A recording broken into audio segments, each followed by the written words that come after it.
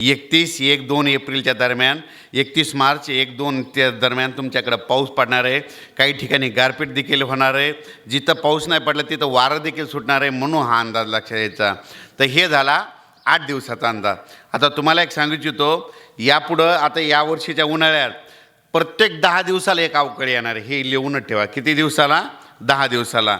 आता मागं 17, 18, 19ला आलं, आता 30, 31, 32, 30, 31, 1-2 तारखेला येणार, पुन्हा 8, 9, 10 तारखेला पुन्हा अवकाळी येणार, पुन्हा 18, 19, 20ला परत येणार, पुन्हा मेच्या महिन्यात देखील त्या टायमाला येणार. 10 दिवसाला एक अवकाळी येणार आहे. म्हणून तुम्ही तुमच्या शेतीची कामे, कांदा कसा असेल तसं ते काढून काटकसरीने काढायचं, नियोजन करायचं. हे झाला तुम्हाला 1 महिन्यात अंदाज. आता 2026ला पाऊस कसा पडणार आहे? काय झालं, प्रसार माध्यमातून बऱ्याच माध्यमातून असं सांगितलं की 2026ला 1972 सारखा दुष्काळ पडणार आहे. तुम्हाला सांगतो 2026ला पाऊस फक्त कमी राहणार आहे, सरासरी इतका पडणार आहे, जेमतेम पडणार आहे, मात्र तुमचे पिकच चांगले येणार आहेत. म्हणजे 2026 शेतकऱ्यासाठी चांगलं वर्ष राहणार आहे, म्हणून हे अंदाज लक्षात यायचा. त्याच्यानंतर 27-28ला मात्र खूप पाऊस पडणार आहे. त्याच्यानंतर 2029ला पुन्हा कमी पडणार आहे, 30-31ला जास्त पडणार आहे, परत 2032ला कमी पडणार आहे, 33-34ला खूप पडणार आहे, 2035ला कमी पडणार आहे, 36-37 जास्त पडणार आहे, 2038ला कमी पडणार आहे, 39-40 जास्त पडणार आहे, 2041ला कमी पडणार आहे, 42-43 जास्त पडणार आहे, 2044ला कमी पडणार आहे, 45-46 जास्त पडणार आहे, 2047ला कमी पडणार आहे, 48-49 जास्त पडणार आहे, 2050ला कमी पडणार आहे. 100पर्यंत सांगू का? पण तुमच्या लक्षातच नाही यायचं. म्हणजे इतका अभ्यास तुमच्यासाठी केला आहे. पण यापुढं तुम्हाला एक सांगू इच्छितो, काय करा, यापुढं माझी परत तुमच्या गावाला येईल अगर नाही येईल, पण एक गोष्ट लक्षात घ्या, 2 वर्ष खूप पाऊस पडणार आणि 1 वर्ष कमी पडणार. ज्या वर्षी कमी पडेल त्या वर्षी मात्र तुम्ही मालामाल होणार. म्हणून हे गणित कायमचं लक्षात घ्या. तुम्ही बघा, 23ला कमी पडला होता, 24-25 खूप झाला, आता 26ला कमी पडणार. यावर्षी बघा तुमच्या कापसाला उतार येणार, हरभऱ्याला येणार, कांद्याला येणार, ऊसाला येणार, सगळे पिकं मालामाला होणार. मग हे तुम्हाला अंदाज हे कायमचं लक्षात घ्या. त्याच्यानंतर हे झाला पावसाबद्दल सांगितलं. तर तुम्हाला सांगतो यापुढं पाऊस कधी कोणाला विचारू नका. एक सगळ्यात सोपं गणित सांगतो. पाऊस 4 महिने, थंडी 4 महिने, उन्हाळा 4 महिने, हे झाले 3 ऋतू. दरवर्षी पाऊस कधी येतो? लहान मुलाला जरी विचारलं ते म्हणते 7 जूनला येणार. पण काय झालं, या वाढत्या तापमानामुळं, ग्लोबल वॉर्मिंगमुळं निसर्ग 22 दिवस पुढं सरकारला, थंडी 22 दिवस पुढं सरकली, उन्हाळा 22 दिवस पुढं सरकारला आणि पावसाळा 22 दिवस पुढं सरकारला. मग दरवर्षी पाऊस कधी येतो? 7 जूनला येतो. मग निसर्ग 22 दिवस पुढं सरकारला ना, मग आपण देखील पुढं सरकायला हरकत नाही. मग काय करा, आता यापुढं पावसाच्या तुम्हाला काय करतो, वर्षानुवर्षाच्या तारखा सांगतो. म्हणजे दरवर्षी त्या तारखेला महाराष्ट्रात पाऊस येणार, तुम्हाला कोणता तज्ज्ञ सांगणार नाही, पण ह्या तारखा कॅलेंडरमध्ये लिहून ठेवा. मग काय करा, 7 जूनला पाऊस येतो ना, आता 2026ला 27-28 जूनला तुम्ही कापूस लावायलेले दिसतील, सोयाबीन पेरायलेले दिसतील, मूग पेरायलेले दिसतील. म्हणून हे काय करा, दरवर्षी जूनच्या शेवटच्या आठवड्यात पाऊस येणार आणि तुमची पेरणी होणार, हे कायमचं लक्षात घ्या. कधी? आणि यावर्षी, गेल्या वर्षी कधी झाली ती? शेवटच्या आठवड्यातच झाली ना. बरोबर आहे ना. तर आता दरवर्षी हे गणित लक्षात घ्या. त्याच्यानंतर जुलैमध्ये कधी पाऊस पडणार हे कोणाला विचारू नका. तुम्ही काय करा, कॅलेंडरमध्ये तारीख लिहून ठेवा. काय करा, तुम्ही बघा, या ठिकाणी सप्ताह म्हणून सांगतो. दरवर्षी पंढरपूरची यात्रा कधी असते? कधी 8 जुलैला येते, कधी 9 जुलैला येते, कधी 10ला येते. मग आपले वारकरी काय म्हणतात, पंढरपूरची यात्रा परतली की पाऊस येतो. म्हणून काय करा, 10 जुलै ते 15 जुलै, 10, 11, 12, 13, 14, 15 तारखेला दरवर्षी महाराष्ट्रामध्ये पाऊस येणार, हे कायमचंच वयमध्ये लिहून ठेवा. त्याच्यानंतर काय करा, आणखीन एक तारीख लक्षात घ्या, 16 सप्टेंबर ते 21 सप्टेंबर, 16, 17, 18, 19, 20, 21 सप्टेंबरला दरवर्षी महाराष्ट्रामध्ये विजेच्या कडकडासह त्या 5 दिवसात पाऊस पडणार, ही एक तारीख कायमची लिहून घ्या. आणि एक गारपिटीची तारीख लक्षात घ्या, 2 डिसेंबर ते 2 डिसेंबर ते 7 डिसेंबर, 2, 3, 4, 5, 6, 7 डिसेंबरला दरवर्षी महाराष्ट्रामध्ये विजेच्या कडकडासह एक अवकाळी पाऊस येणार. म्हणून हे कायमचं लक्षात घ्या. हे झाला पावसाच्या तारखा सांगितल्या. आता तुम्हाला एक सांगू इच्छितो, सर्वप्रथम माझा परिचय करून देतो. माझं नाव आहे पंजाब उत्तमराव डक, माझं नावच पंजाब आहे, आडनाव डक आहे, पण बरेच जण काय म्हणतात एक पंजाबचा डक आहे. महाराष्ट्रातल्या लोकांना अंदाज देतो. मी काय पंजाबचा नाही, काय नाही, मी आपल्या मराठवाड्यातील परभणी जिल्ह्यातील गुगळी धामणगावचा एका शेतकऱ्याचाच मुलगा आहे. तुम्ही जशी शेती करता, माझ्या वडील परदेश शेती आणि शेती करतो, पण मी काय होतं वस्ती शाळेवर जिल्हा परिषदला अंशकालीन टीचर म्हणून काम करत होतो. पण हे काय झालं 1995 ते 2002 आपल्या महाराष्ट्रातले लोक शेती करायलेत, बियाणं आणायलेत, खत पेरायलेत, ह्या सगळ्या काही गोष्टी तुमच्याजवळ होत्या, पण हा निसर्ग तुमच्या हातात नव्हता. मग या निसर्गाचा इतका अभ्यास आणि या अभ्यासाचा कुठंतरी उपयोग व्हावा म्हणून रात्रंदिवस ज्या ज्या ठिकाणी शेतकरी जमतील त्या ठिकाणी जायचं आणि शेतकऱ्याला मार्गदर्शन करायचं. तर तुम्हाला एक सांगू इच्छितो, ह्या 5-6 वर्षापासून मला पाऊस कळत नाही. लहानपणी 8वीला शिकत असताना मला पाऊस कळत होता वडिलांसोबत, म्हणजे त्यावेळेसपासून अभ्यास आहे. पण काय झालं, परिस्थिती अशी झाली की 2002ला सुद्धा मी पाऊस सांगत होतो, पण प्रसारमाध्यमं नव्हते, पेपर होते, त्याच्याकडून तुमच्याकडे आमच्या परभणी जिल्ह्याचा तुमच्याकडे येत नव्हता, त्याच्यामुळं मी तुमच्याकडे येऊ शकलो नाही. पण योगायोग काय झालं, 2004ला एक छोटा मोबाईल आला होता. मग मी टेक्स्ट मेसेज करायचो, पण काय झालं 2004ची तुम्ही परिस्थिती आठवा, आपल्या शेतकऱ्याकडं 2004ला सायकल घ्यायची सुद्धा ऐपत नव्हती, तर मोबाईल कुठून भेटणार.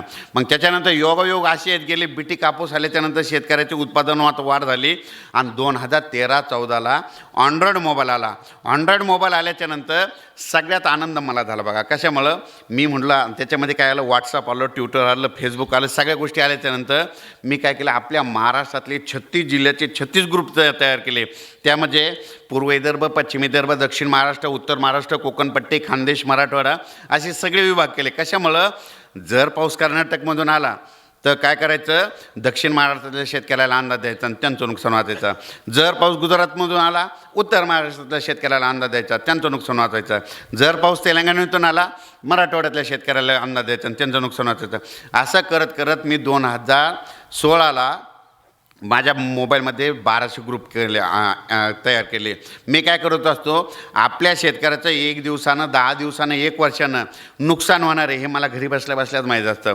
मग हे नुकसान होऊ नये म्हणून रात्रंदिवस शेतकऱ्याचे प्रयत्न करत असतो. यापुढं तुम्हाला सांगतो, कोणतंही तंत्रज्ञान कालांतरानं बंद होतं हे तर तुम्हाला माहीत आहे. तुम्ही बघा, पूर्वी रेडिओ आले होते, रेडिओ कालांतरानं 10-15 वर्ष चाललं, बंद पडलं.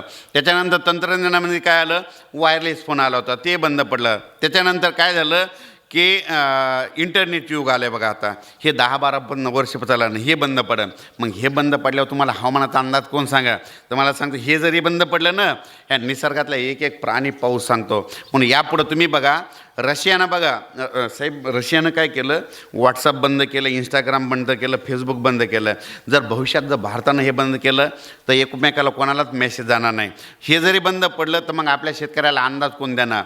हे सगळं जरी बंद पडलं तर निसर्गातला एक एक प्राणी पक्षी तुम्हाला पाऊस सांगतो. म्हणून निसर्गाकडे जरा लक्ष द्या.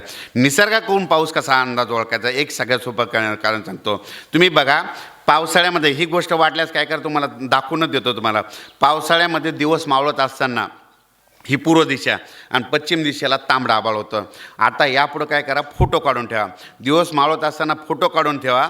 तांबडा आभाळ झाला की लगेच आपल्या मित्राला म्हणायचं 3 दिवसात पाऊस येणार आहे, म्हणून हे एक पाऊस यायचं कारण लक्षायचं. मग हे तांबडा आभाळ काय असतं, वरुण राजाचं बी असतं, कोणतं बी पेल्याच्यानंतर 3 दिवसाला उगवतं, म्हणून हे एक पाऊस यायचं कारण लक्षायचं. तुम्हाला बघायचं झालं तर तुम्ही काय करा, 30 तारखेला बघा, तुमच्यानं ह्याच साईडला असं लाल आभाळ झालेलं दिसत आणि राऊर इकडून जास्त होईल. आणि बघा 30 तारखेला आणि तुमच्या गावात जर आलं तर वाटलं इथला फोटो काढून बघा 31 तारखेला इथं पाऊस पडतंय का नाही. मग हे तुम्हाला अंदाज कोण देतो, निसर्ग देतं. त्याच्यानंतर परत एक सांगतो, पाऊस येईल का सळकायचा. रामफळाचं झाड कोणाकडे इथं तुम्ही बघा, यावर्षी तुमच्या रामफळाच्या झाडाला खूप रामफळे लागलेत ना. गेल्या वर्षी नव्हते, 8-2 वर्षी नव्हते, 23ला होते बघा. ज्या ज्या वर्षी रामफळाच्या झाडाला रामफळं खूप लागले, ते रामफळाचं झाड म्हणते शेतकऱ्यांना यावर्षी पाऊस कमी पडणार आहे, दुष्काळ पडणार आहे असा अंदाज ते रामफळाचं झाड देतं. मग तुम्हाला अंदाज कोणी द्याला, रामफळाचं झाडानं. त्याच्यानंतर आणखीन एक सगळ्यात सोपं सांगतो, एक असं झाड आहे ते आपल्याला 1 वर्षाचा हवामान अंदाज देतं. झाड कुठं 1 वर्षाचा पाऊस सांगते का, पण सांगते. तुम्हाला सांगतो की पूर्वी आपले आजोबा पंजोबा असताना 1980ला 70ला मग माझ्यासारखं अंदाज देणारं कोणी होतं का, कोणी नव्हतं. मग त्यांना एक झाड अंदाज देत होतं आणि त्या झाडाचं नाव आहे गावरान आंबा. गावरान आंबाच बरं का. गावरान आंबा आपल्या शेतकऱ्याला 1 वर्षाचा हवामान अंदाज सांगतो. कसा सांगतो तुम्ही बघा, ज्या वर्षी तुमचा गावरान आंबा पिकल्याच्या नंतर त्या कैऱ्या उतरून घरी आणल्या, पिकू घातल्या आणि त्या गावरान आंब्याचा रस खाल्ला की समजायचं दुष्काळ पडतो. तुम्ही बघा 2018पर्यंत ह्या पैठण तालुक्यातल्या लोकांनी इतक्या गावरान आंब्याचा रस खाल्ला. 18पर्यंत तुम्हाला दुष्काळाला सामना करावा लागला. 19 नंतर आठवा तुमच्या गावरान आंब्याच्या झाडाला फुलोराच लागला नाही, फक्त यावर्षी लागला आहे. आणि हे पिकला की समजायचं यावर्षी पाऊस कमी पडणार. मग तुम्हाला अंदाज कोणी दिला? त्या गावरान आंब्याने. योगायोगाने या ठिकाणी लिंबाचं झाड आहे बघा, त्याच्याहून सांगतो पाऊस कसा ओळखायचा. उन्हाळ्यामध्ये मेच्या महिन्यामध्ये तुमच्या लिंबाच्या झाडाला खूप लिंबळ्या लागल्या, ते लिंबाचं झाड म्हणते शेतकऱ्यानं यावर्षी खूप पाऊस पडणार आहे असा अंदाज लिंबाचं झाड देतं. जांभळीचं झाडसुद्धा पाऊस सांगतं. तुम्ही बघा तुमच्या शेतामध्ये जांभळे बघा, यावर्षी जांभळीच्या झाडाला फुलवारा लवकर लागला बघा. जांभळीच्या झाडाला जांभळं लवकर लागले आणि ती जांभळं तुम्ही खायला सुरुवात केली, ते जांभळीचं झाड म्हणजे शेतकऱ्यांना पेरणीचे कामे आटपून घ्या, पाऊस लवकर येणार आहे असा अंदाज ते जांभळीचं झाड देतं. आणखीन एक सगळ्यासोबत सांगतो पक्षाकडून कसा पाऊस ओळखायचा. तुम्ही जूनच्या पहिल्या आठवड्यात शेतात काम करत असताना तुम्ही सरड्या बघतात बघा.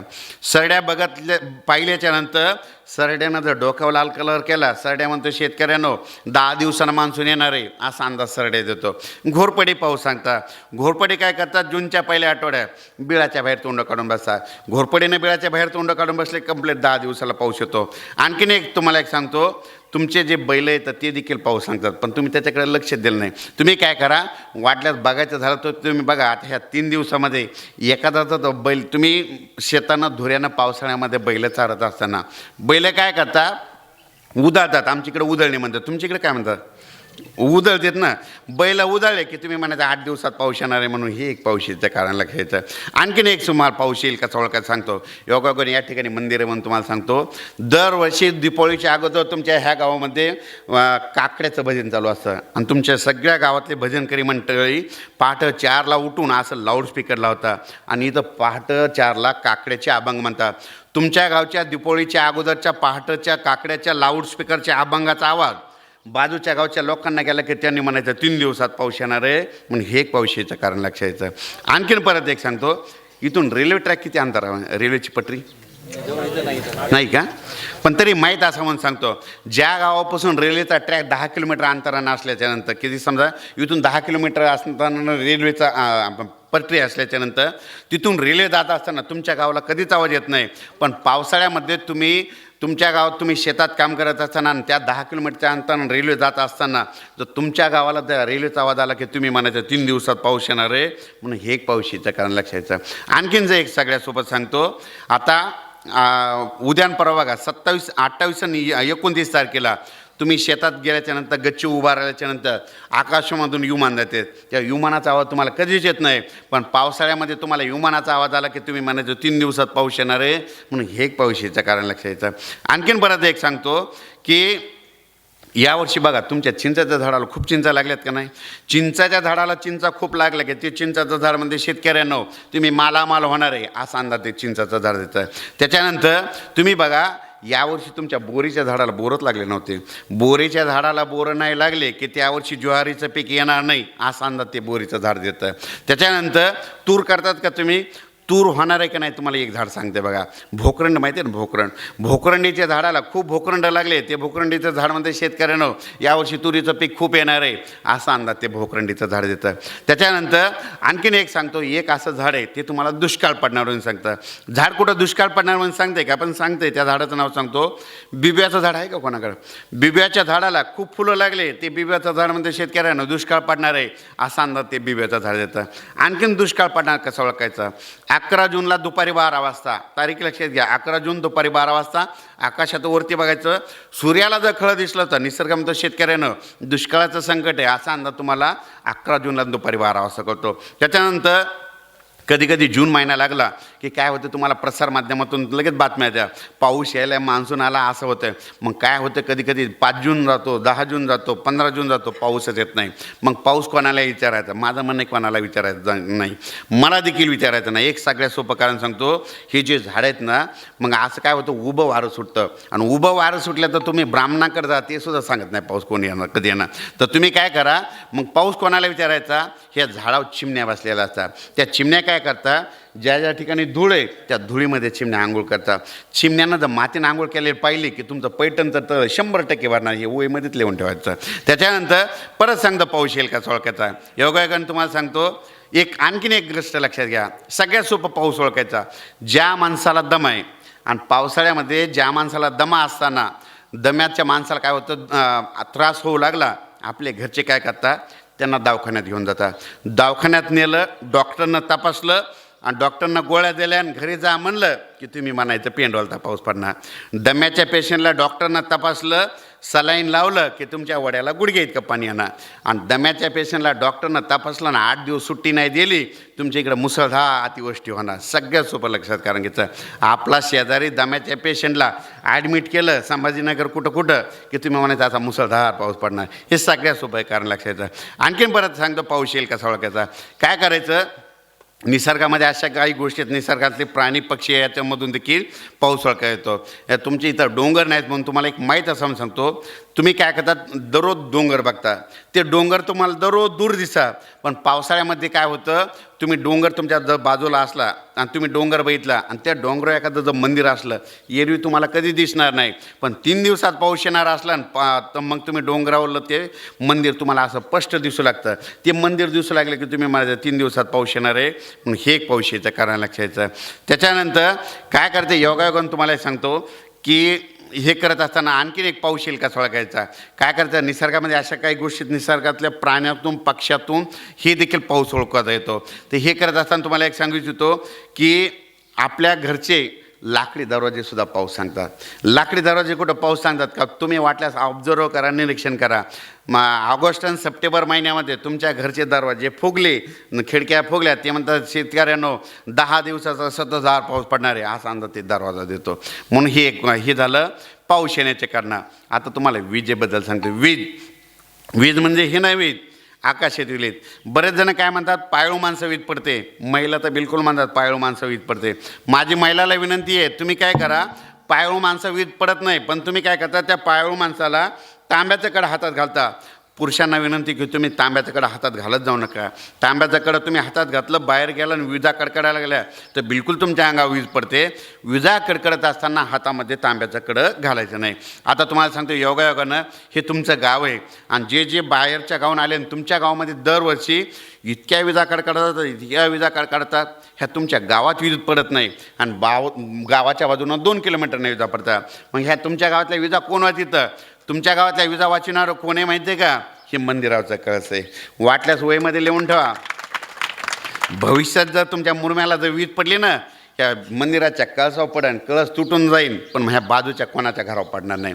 मग हे कळस कशामुळे वीज वाचितं त्याचं कारण सांगतो. तुम्ही बघा, पूर्वी आपल्या घरी काशाच्या वाट्या होत्या, काशाचे तांबे होते, काशाचे प्लेट होते. आपले पूर्वज काय करायचे, अवकाळी पाऊस सुरू झाला ती वाटी घ्यायची, अंगणात नेऊन टाकायचे. रात्रात कधी वीज त्याच्या बाजूला पडायची लक्षात बी येत नव्हते. पण योगायोगानं महाराष्ट्रामध्ये जितके मंदिर झालेत ना, हे सगळे कासं धातूचे कळस आहेत. बघा, भविष्यात तुम्हाला पेपरला बातमी येईल. आता उद्याचा जे पाऊस येणार आहे ना, म्हणजे 30 ते 2 एप्रिलच्या दरम्यान तुम्ही बघा, एखाद्या तरी मंदिरावर वीज पडलेली तुम्हाला ह्या पेपरला बातमी येईल का नाही. मग हे तुम्ही बघा, ज्यांच्या घरात ती वाटी नसायची ना, मग ते काय करायचे, लोखंडी पार किंवा आपल्या आवताची पास घ्यायचे, अंगणात नेऊन टाकायचे. वीज पडली तर त्याच्या बाजूला पडते, म्हणून हे कारण तुम्ही वर्षांना लक्षात घ्या. आता या विजेबद्दल तुम्हाला सविस्तर माहिती सांगतो. आकाशातील वीज ही एक नैसर्गिक आपत्ती. विमानाचा आवाज आला बघा, विमानाचा आवाज यायला म्हटलं. बघा आता 3 दिवसात वातावरण बदलते का नाही, पाऊस येते का नाही. आता हे तुम्हाला बघायलाच आहे बघा, म्हणजे लाईव्ह तुम्हाला सांगितलं. म्हणजे याच्या पुढं कोणालाच विचारत जाऊ नका. आणि हिवाळ्यात विमानाचा आवाज आला की समजायचं 3 दिवसात आवाज येणार. आणखीन जरा जास्त जर वाजू लागले तर तुम्ही म्हणायचं आता 3च दिवसात येणार. त्याच्यानंतर आकाशातील वीज ही एक नैसर्गिक आपत्ती. या पृथ्वीचा पृष्ठभाग ऋणभारित असतो, वातावरण धनभारित असते आणि या वातावरणामधून सतत इलेक्ट्रॉन वाहत असतात. विजा नाही पडल्या तर पृथ्वी आणि वातावरणातील विद्युत समतोल 5 मिनिटात संपुष्टात येईल. म्हणून विजा पडणं चांगलं आहे, पण विजा पडणं वाईट आहे. अगोदर चांगलं सांगतो. तुम्ही बघा 10 ऑक्टोबर ते 10 नोव्हेंबर ज्यांच्या शेतामध्ये विजेच्या कडकडाटाचा पाऊस पडला ना, त्यांच्या कापसाला उतार येणार, कांद्याला उतार येणार, ऊसाला येणार. कशामुळं? त्या विजेच्या पावसामध्ये नायट्रेट ऑक्साईड असतं, म्हणून विजेचा पाऊस चांगला. विजेचा पाऊस वाईट कशामुळं? या विजा आपल्या शेतकऱ्याच्या मुलाच्या अंगावर पडतात, बैलावर पडतात, जनावरावर पडतात, म्हणून विजेचा पाऊस वाईट आहे. या विजा पडू नये म्हणून काय काळजी घेता? माझी सगळ्याला विनंती आहे, विजा कडकडत असताना नारळाच्या झाडाखाली उभं राहू नका. नारळाच्या झाडावर देखील वीज पडते. विजा कडकडत असताना लिंबाच्या झाडाखाली, आंब्याच्या झाडाखाली थांबत जाऊ नका. जे झाड जास्त हिरवगार आहे त्याची मुळी जितकी खोल पाण्याजवळ गेलेली असते ना, त्या झाडावर वीज पडते. म्हणून विजा कडकडत असताना आंब्याच्या झाडाखाली, लिंबाच्या झाडाखाली उभा राहत जाऊ नका. जवळपास झाडावर 16% विजा पडतात. विजा कडकडत असताना तुमच्या बाजूला एखादं शेततळ असलं, त्या तळ्याच्या बाजूला नदीच्या किनाऱ्या उभा राहू नका. तळ्यामध्ये 28% विजा पडतात. मग तळ्यामध्ये कशामुळे पडतात? कारण की तळ्यामध्ये पाणी असताना वीज काय करते? पाण्याला शोधते. म्हणून विजा कडकडत असताना तळ्याच्या बाजूला उभा राहायचं नाही. विजा कडकडत असताना विहिरीमध्ये पोहत जाऊ नका, स्विमिंग टँकमध्ये पोहत जाऊ नका. पाण्यामध्ये वीज आकर्षल्या जाते, म्हणून हे एक लक्षात घ्यायचं. विजा कडकडत असताना तुमच्या गावातल्या पाण्याच्या टाकीखाली उभा राहू नका. पाण्याच्या टाकीवर देखील वीज पडते. तुम्ही बघा त्या पाण्याच्या टाकीखाली चुंबकीय पट्टी बसवलेली असते, त्याच्यामुळं ही एक काळजी घ्यायची. विजा कडकडत असताना तुमच्या गावातले असे लोखंडी विद्युत पोल असं त्याला हात लावून उभा राहू नका. ह्या लोखंडी पोलवर देखील वीज पडते. पण हे तुमच्या कशामुळे लक्षात येत नाही? कारण की हे पोल जमिनीमध्ये रवलेला असतो आणि ते ओलीपर्यंत रवलेला असल्यामुळं वीज पडल्याच्यानंतर तुमच्या गावची लाईट ट्रिप होते. पण ही एक लक्षात येतं आहे. विजा कडकडत असताना एखाद्याच्या शेतामध्ये घराजवळ लाईटचा ट्रान्सफॉर्मर असेल तर त्याच्या बाजूला उभं राहू नका. लाईटच्या ट्रान्सफॉर्मरवर वीज पडते. त्याच्यावर कशामुळे पडते? कारण की तिथं आर्थिंग दिलेलं असतं. वीज काय करते? आर्थिंगला शोधते, पाण्याला शोधते. म्हणून विजा कडकडत असताना त्याच्या बाजूला उभं राहायचं नाही. सगळ्यात सोपं विजा कडकाडायला लागलं की आपला जो मित्र आहे, आपला जो कामगार आहे, त्यांना म्हणायचं सरळ घरी जा आणि स्वतःचा जीव वाचवा. आणि एवढं करून विजा कडकाडायला आहे आणि तुम्ही खूप दूर आहे आणि मग स्वतःचा जीव कसा वाचायचा ती देखील सांगतो. विजा कडकडत असताना आपल्या पायामध्ये चप्पल किंवा बूट घातलेले ठेवायचे. आपले पाय जमिनीवर आर्थिंग झाले नाही पाहिजे याची काळजी घ्यायची. मग विजा कडकाडायला तर आपण शेतात दूर आहे, मग स्वतःचा जीव कसा वाचायचा? मग काय करायचं? शेतामध्ये एखादा खड्डा बघायचं, खड्ड्यामध्ये तिथं लाकूड घ्यायचं, लाकूड त्या खड्ड्यात टाकायचं, पायात चप्पल बूट घालायचं, त्या लाकडावर पाय ठेवायचे, खाली बसायचं, ही मान दोन्ही पायाच्या मधात घालायची. असं केल्याच्यानंतर तुमच्या अंगावर वीज पडणार नाही. ही सगळ्यात सोपं लक्षात घ्यायचं. हे झालं विजेबद्दल. पण तुम्हाला एक सांगू इच्छितो, गेल्या वर्षी काय झालं, मोटरसायकलवर जात असताना सुद्धा मोटरसायकल विजा पडलेल्या आहेत. म्हणून विजा कडकडत असताना काय होतं, पाऊस यायला म्हणून शेतकरी काय करतात, लिंबाच्या झाडाखाली तिथं आसरा घेतात. म्हणून थांबत जाऊ नका, सरळ आपलं घर जवळ करायचं, निवाऱ्याच्या ठिकाणी जायचं. म्हणून ही काळजी घ्यायची. विजेबद्दल झालं. आता गारपिटीबद्दल सांगतो. तुम्ही काय करा, एखाद्या तज्ज्ञाला विचारा गारपीट कुठं होणार आहे, कशी होणार. तुम्हाला कोणताच तज्ज्ञ सांगणार नाही. पण तुम्हाला सांगतो, या गारपीटीवर अभ्यास करण्यासाठी मला 15 वर्षे गेले. किती वर्षे गेले? तर 15 वर्षे करत असताना तर मला साहेब एक किस्सा सांगतो की तुम्ही बघा, पूर्वी तुमच्या इथं गार पगार येत होते का नव्हते? येत होते ना. मग ते काय करायचे, तुमच्या गारा बांधायचे, मंत्र्यानं गारा बांधायचे होते. आता तुम्हाला तर सविस्तर सांगतो. तुम्ही बघा, आमच्याकडे असा तो वाडा आहे बघा, आमच्या घरी देखील गार पगार येत होते. पण हे गार पगार येत असताना तुम्हाला सांगतो, मी विजेवर अभ्यास, आपलं गारपिटीवर अभ्यास करत असताना महाराष्ट्रातल्या 50 ठिकाणी जिथं गारपीट झाली तिथं गेलो. तिथे गेल्याच्या नंतर काय झालं, डोंगरावर गेलो, डोंगरावर गारपीट झाली आणि डोंगराच्या बाजूला 2 किलोमीटरनं काळीची जमीन होती, तिथं नाही झाली. मग त्याचं कारण शोधलं. जिथं हलकी जमीन आहे, जिथं खडकाची जमीन आहे, तिथं गारपीट होते, तळ्यामध्ये होते. हे लक्षात गोष्ट आले. मग त्याच्यानंतर तुम्हाला गारपिटीबद्दल घरचा एक किस्सा सांगतो. तुम्ही बघा, पुढे काय होतं, आमच्या घरी आजी होत्या बघा, आणखीन आजी आहेत. तर वाडे असल्यामुळे ते गार पगार यायचा. आणि त्या आजीला म्हणतात, आजी तुमच्याकडं किती जमीन आहे? आजी म्हणायच्या 20 एकर. मग ते म्हणायचं, आजी तुमची काळीची जमीन किती आहे? आजी म्हणायची, इकडं 10 एकर काळीची आणि 10 एकर इकडं डोंगराकडे आहे. तर म्हणायचं, आजी मी त्या तुमच्या डोंगराकडल्या मात्र मंत्रांना गारा, आपलं या काळ्या जमिनीतल्या मंत्रांना गारा बांधून टाकतो. आजी म्हणायच्या, हो आपलं गारपिटीपासून नुकसान करणार आहेत? मग ती म्हणा, हो म्हणायचे. मग आम्ही छोटे छोटे असताना हे असा तांब्याचा तांब्या बघा, हे तांब्याचा तांब्या देवापासला घेऊन येतो, त्या गार पगाराजवळ देतो. ते त्याच्यातलं पाणी हातात घ्यायचा आणि काळ्या जमिनीकडे फेकायचा. आजीला म्हणायचं, आजी आता तुमच्या काळ्या जमिनीच्या गारपीट होणारच नाही, आता ती मंत्रानं मी बांधून टाकली. आणि तो लगेच निघून जायचा. गेल्याच्या नंतर काकूला म्हणायचं, काकू त्याने आपल्या काळ्या जमिनीच्या गारा बांधल्या पण डोंगराकडल्या बांधल्याच नाही. काकू म्हणायचं,